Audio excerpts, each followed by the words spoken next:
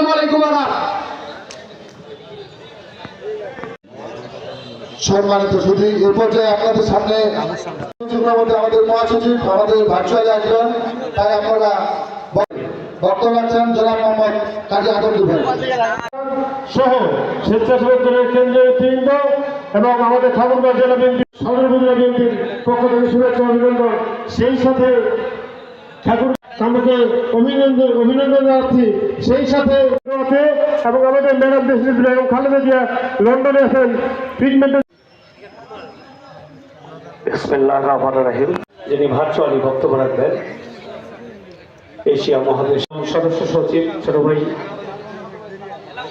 কামু, জেলা বিএনপির অন্যতম সহ সভাপতি জনাব ওবায়দুল্লাহ মাসুদ ভাই, জেলা বিএনপির আজকের এই ইফতার মাহফিল অনুষ্ঠানের বিভিন্ন পর্যায়ের মিডিয়া সহ আমাদের জেলা বিএনপির নেতৃবর্গ, জাতীয়তাবাদী স্বেচ্ছাসেবক দলের সূর্য সৈনিকবৃন্দ, এতটুকু আশাবাদ ব্যক্ত করি এবং সেই সাথে আরেকটি